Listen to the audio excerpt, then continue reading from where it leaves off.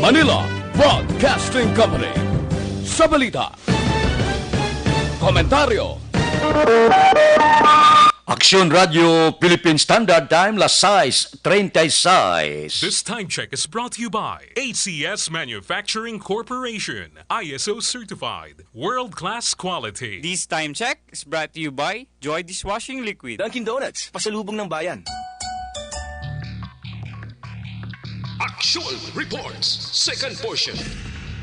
Di kalidad, kag madalong ng mga analisis sa pinakainit na balita sa bilog na probensya kag nasyon. Aksyon Reports, second portion. Patas kag balanse na komentaryo sa mga issues kag mga balita nga nag-aapekto sa mga pumuluyo sa adlaw-adlaw nga tanan. Aksyon Reports, second portion. Upod sa veterano kag respetado nga komentarista, Aksyon Fred Salanga. Karon nga adlaw, Huwebes, Pizza 25 na, bulan sang Hunyo, tuig 2020. Anano ang mga balita kag mga isyo nga aton talakayon para karon nga adlaw. Mabudlay kag madugay maulian ang pungsod Pilipinas sa pagbatak sang ekonomiya bangod sa kadalagko nga kagastuhanan sang gobyerno. Bangod sining hindi makita nga kaaway ang kagaw ining coronavirus.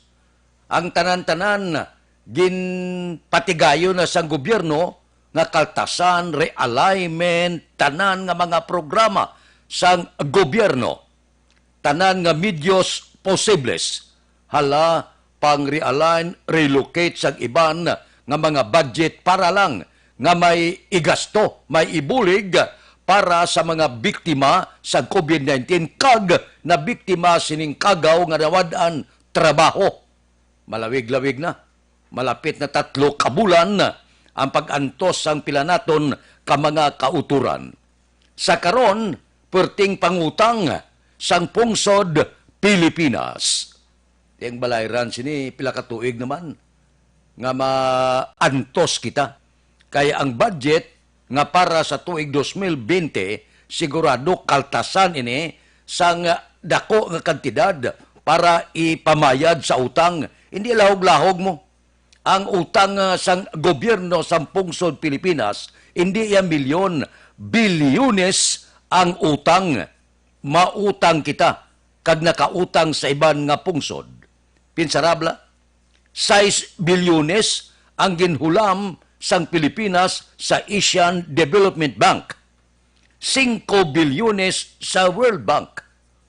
Hindi iya utang lahog-lahog, bilyon ang utang plus nagastambay pa nga utang nga wala mabayaran sang pungsod Pilipinas. Wala kag tuon ni. Ang masunod sini ginapalanaw na ito magsige paning COVID-19, ang tanan nga asset kag propiedad sa gobyerno, posible ipamaligya ini sa gobyerno para lang nga mahatag ang tanan nga ayuda sa aton sini mga kauturan na wadaan trabaho, nagakinalan bulig, agod nga mapahagan-hagan ang gutom sa pungsod Pilipinas. Timay lang gani kasi dalom sining bayanihan tuhel aswan may ara diber, may ara poder si Presidente Rodrigo Duterte nga gamiton ang tanan nga mga budget, ang tanan nga mga pila ka mga budget sa infrastruktura kag iban pa nga wala pa subog ginagamit, i-realign lang anay para ipostdak sa aton mga kauturan nga nagakinanglan bulig para mapahagan-hagan ang kapigaduhon, ang kaimulon, bangod dihamak nga nalastra nga mga industriya, negosyo, kag iban pa, ining COVID-19. Porte ini, nga pag-antos naman sa pungsod Pilipinas, kag isa sang balantayan sa bilog pungsod Pilipinas ang tuig 2022. Ano ini? Panahon ina sang eleksyon. Katapusan nga termino ni Presidente Rodrigo Duterte. May posibilidad ini pila pa man lang kapananawan sang pila ka mga maninilag sa politika nga posible may sablagid ang eleksyon sa tuig 2022. Isa sang pinakadako nga rason nga posible ipaisol o kung hindi madayon bangod wala kwarta pondo para igasto sa eleksyon. Aksyon Radio Philippine Standard Time las 6:41. Mabalik kami pagkatapos ini.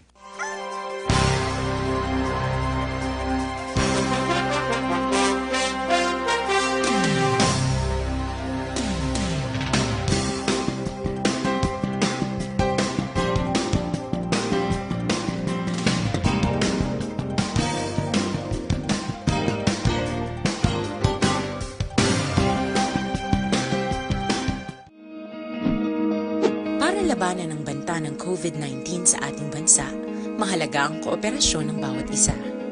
Ang pananatili sa loob ng bahay ay isa sa pinakasimple pero pinaka-epektibong paraan para hindi kumalat ang virus.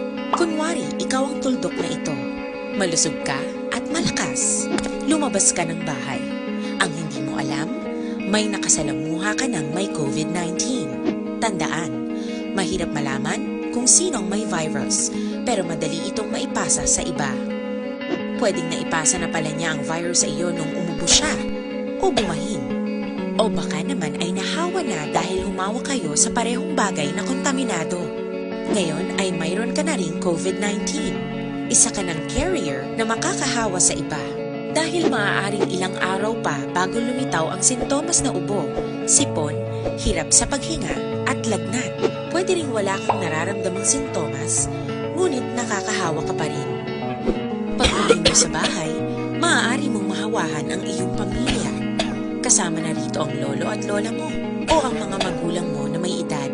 Sila ang may pinakamahina na depensa laban sa virus. Ang mga may sakit sa puso, diabetes, high blood, at iba pang pre-existing conditions at mga buntis, mahina ang panlaban sa COVID-19.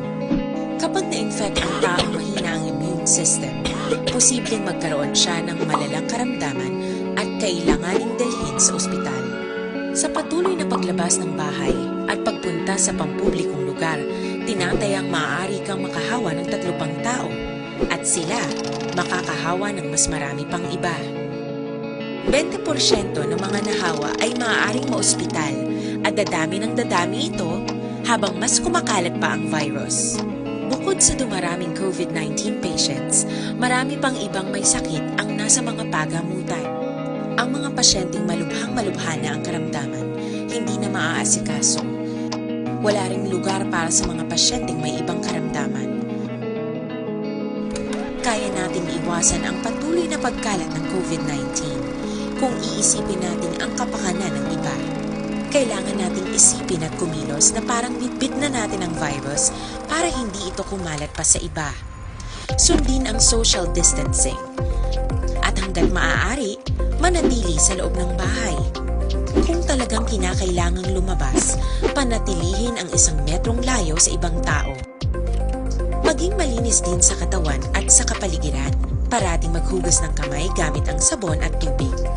At i-disinfect ang mga bagay na madalas hinahawakan. Ang mahalaga, mapabagal natin ang pagkalat ng COVID-19 para mas kakaunti ang mga kailangang magpa-ospital at mabawasan ang mga Pilipinong magkakasakit. Magiging epektibo lamang ito kung Time las 6:45 na o hindi magkalipata, mag-detoxify gid. Himuang nga batasan ang pag-inom sang DTX 500 adlaw-adlaw. Ang DTX 500 nagatinlo sa inyo dugo, nagasilig sang mga impurity kag toxin sa inyo atay. Ini nagabulig panubo sa inyo blood sugar bangod sa mga organic compound niya. Bisin, charantin kag polypeptide. Gani kung mataas ang cholesterol, mataas ang blood sugar, bangod sa diabetes, panahon na nga mag-DTX 500 na kamo. Number 1 ini siya nga magpatinlo sa atong dugo kag atay, bangod sa mga aktibo niya nga mga panakot. So ini magkalipat, adlaw-adlaw nga tanan, mag-DTX 500 kamo. Kita tanan. Ang DTX 500 mabakal na paagi sa online kag pwede ma-deliver sa tagsa ninyo ka mga pulian paagi sa www.kalusuganyan.ph o kon Kalusuganyan Facebook page. Aksyon Radio Philippine Standard Time, las 6:46, maisugid ako sa inyo. Bahin sa pamulitika sa tuig 2022. Natabuan nga ang pila ka mga insider nga mga grupo sa piyak nga bahin sa mga mahimo mangin kasumpong ni Mayor Bing Leonardia sa tuig 2022. Ang huding-huding kag gapamati lang ako sa ginaplastar nga mga sulusugilanon politika, dapat ini panilagan sa siyudad sa Bacolod. Kon pananglitan, dason nga tuig, kon may isa ka politiko nga magsaylo sa inya residensya dire sa siyudad sa Bacolod, gaamat klaro ang mga aligasyon kag pila ka mga huding-huding sa politika nga posible isa sang kilala nga politiko dire sa probinsya ang madalagan engkwentro kay Mayor Bing Leonardia. Dito na kahapon nasagap ko nga balita mismo sa mga baba sang pila ka mga oposisyon, ga plano nagali sila. Kag ang posibilidad, iniya posibilidad kag aligasyon pamalang, panilagan to ano kamatuod, nga ginaduso na subong, siya na Congressman Albi Benitez, nga ipainkwentro kay Mayor Bing sa tuig 2022. Kagkapon ang mga tao dito, man sa barangay Punta Taytay, kapon na masyar ko, dito ang mga tao, nagplano na sila, kamay isa, kag pila ka politiko, nga ato dito. Ginaplano na ang ilalinyada. Ang posibilidad man, nga padlaganon Vice Mayor, amo ini si Paduano, si Carapale. Kag, ang isa sang kilala man nga personalidad, amo ang grupo nila nga pasudlon ni manaog sa pagkakonsihal si Tade Saison. Hindi pa kumpirmado pero matunog ina nga balita kagapon amo ina ginambalan sa ila grupo dito sa barangay Punta Taytay. Kag may pila ka mga konsihal si Mayor Bing Leonardia nga subong ginainganyo kag posible masaylo sa hanay sining oposisyon kontra kay Mayor Bing Leonardia. Kung ano ka matuod sini, ang huding-huding kag ila kahapon plano, may meeting sila kahapon mo.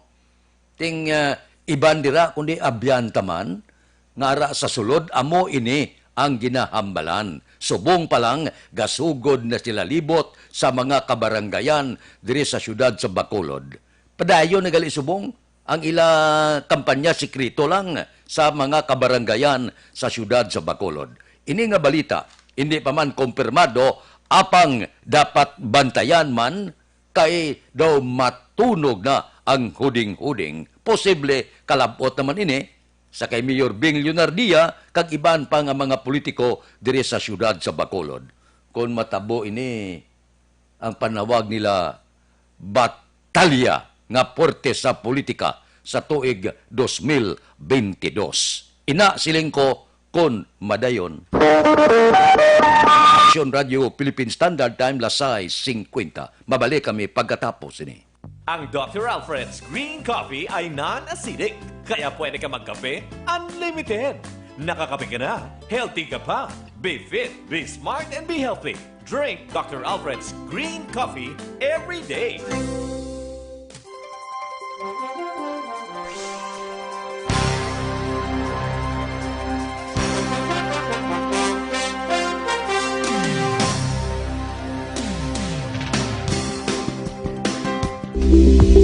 Ito ka mga importante nga mapamagi agud mapungga ng paglaptas ang Coronavirus Disease 2019 o kung COVID-19 sunod sa World Health Organization o kung WHO. Una, ugaliyo na masami nga pagpanghugas ang kamot agud mapasigurong katinlo sa kaugalingon. Ikaduha, likawan man ang masami nga pag-uyat sa ilong kamot kag baba. Ikatatlo, tabunan sang tisyo kung kamot ang baba kung ginaubo. Ikaapat, likawan ang pagpadulong sa mga lugar nga masami ginatipunan sang publiko. Ikalima, magtiner sa puloy-an kung hindi mayong kondisyon sang lawas, ilabi na kung nagabatyag sang hilanat kag ubo. Ika-anom, kung nag-eksperyensya sang hilanat ubo o kung kabudlayan sa pagginawa, gilayon nga magpakonsulta kung magpangayo sang panugyan gikan sa isa ka doktor. Ika-pito, tingwaan nga mangin updated sa balita kag mga impormasyon angot sa COVID-19. Ining apahanumdom ang ginatulong sa inyo sa kaalwan sang World Health Organization, Department of Health kag Aksyon Radio Bacolod.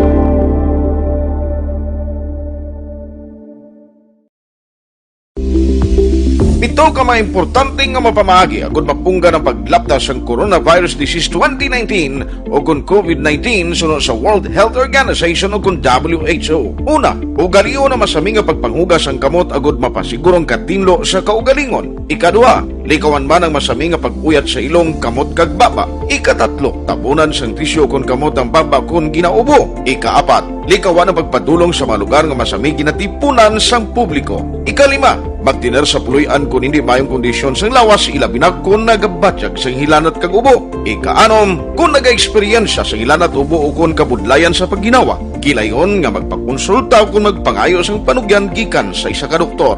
Ika-pito, tingwaan nga mangin updated sa balita kag mga impormasyon angot sa COVID-19. Ining apahanumdom ang ginatulong sa inyo sa kaalwan sang World Health Organization, Department of Health kag Aksyon Radio Bacolod.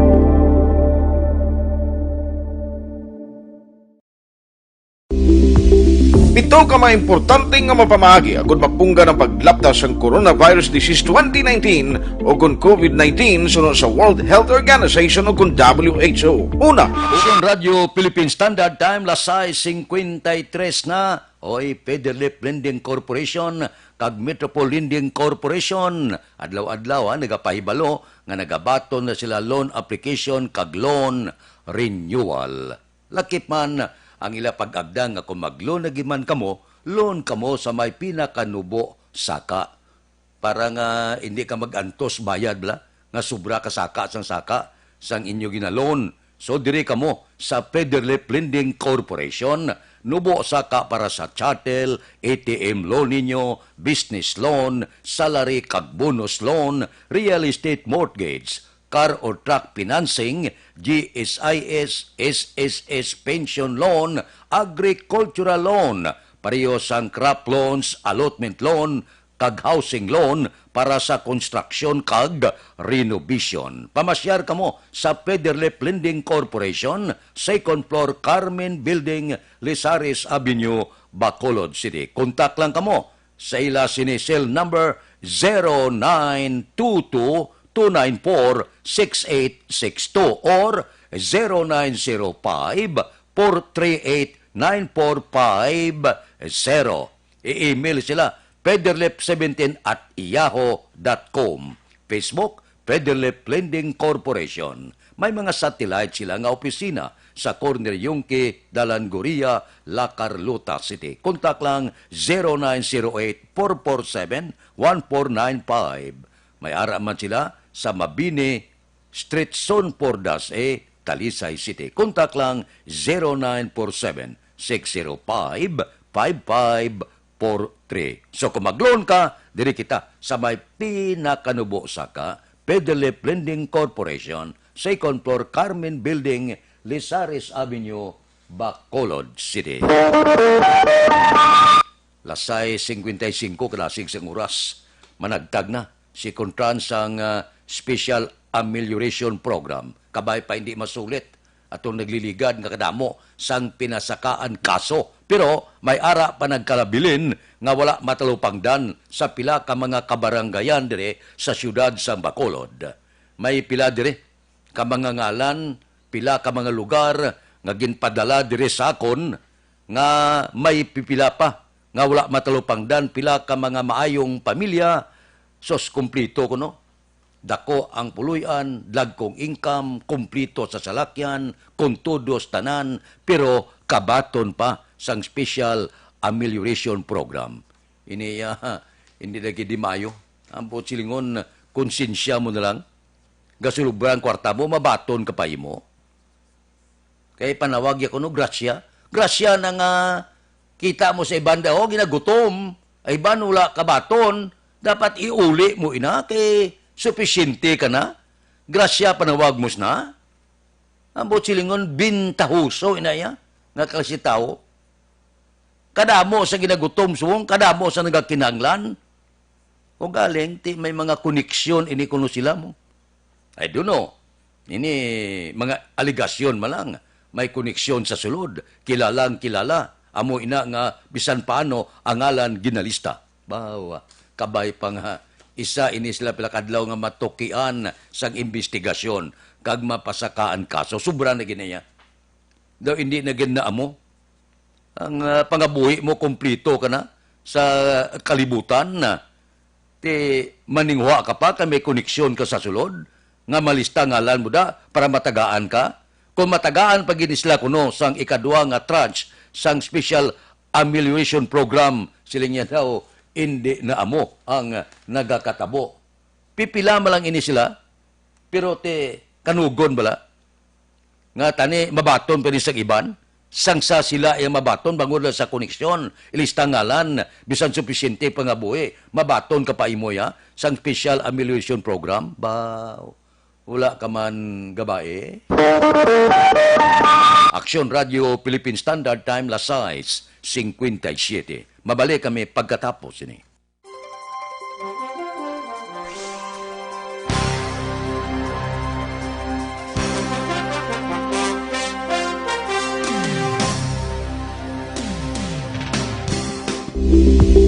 Ito ka mga importante nga mapamagi agud mapungga ng paglaptas ang coronavirus disease 2019 o kung COVID-19 sunod sa World Health Organization o kung WHO. Una, ugaliyo na masami nga pagpanghugas ang kamot agud mapasigurong katinlo sa kaugalingon. Ikadua, likawan man ang masami nga pag-uyat sa ilong kamot kag baba. Ikatatlo, tabunan sang tisyo kung kamot ang baba kung ginaubo. Ikaapat, likawan ang pagpadulong sa mga lugar nga masami ginatipunan sang publiko. Ikalima, magtiner sa puluyan kung hindi mayong kondisyon sang lawas ilabi na kung nagabatyag sang hilanat kag ubo. Ikaanom, kung nag-eksperyensya sa hilanat ubo o kung kabudlayan sa pagginawa. Gilayon nga magpakonsulta kung magpangayo sang panugyan gikan sa isa ka doktor. Ikapito, tingwaan nga mangin updated sa balita kag mga informasyon almot sa COVID-19. Ining apahanumdom ang ginatulong sa inyo sa kalwan sang World Health Organization, Department of Health kag Aksyon Radio Bacolod.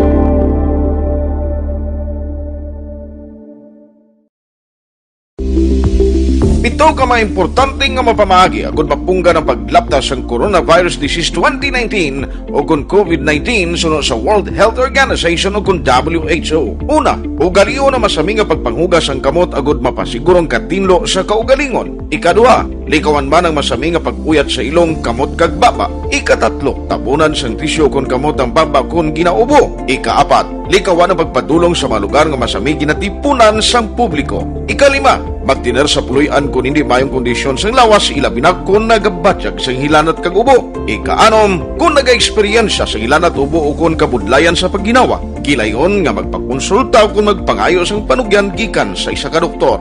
Ikapito, tingwaan nga mangin updated sa balita kag mga informasyon almot sa COVID-19. Ining apahanumdom ang ginatulong sa inyo sa kalwan sang World Health Organization, Department of Health kag Aksyon Radio Bacolod.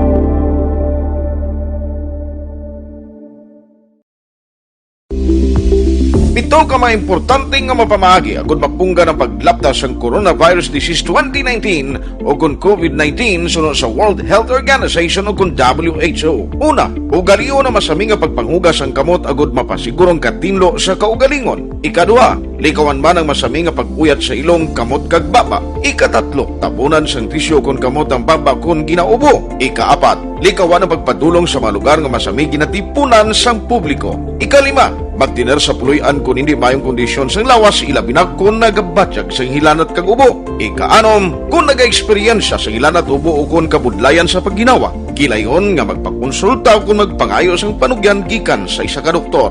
Ikapito, tingwaan nga mangin updated sa balita kag mga informasyon almot sa COVID-19. Ining apahanumdom ang ginatulong sa inyo sa kalwan sang World Health Organization, Department of Health kag Aksyon Radio Bacolod. Aksyon Radio Philippine Standard Time, las 7:01. Standby na. sa aton Aksyon Balita Morning Edition. Liwat magadulong sa aton sa mga balita lokal, national, international, sports kag artista. Upod kita. Aksyon Boy Duran kag Aksyon Eden Aboso. Aksyon Fred Salanga. Una sa balita, una sa aksyon. Sa Bacolod, Aksyon Radio.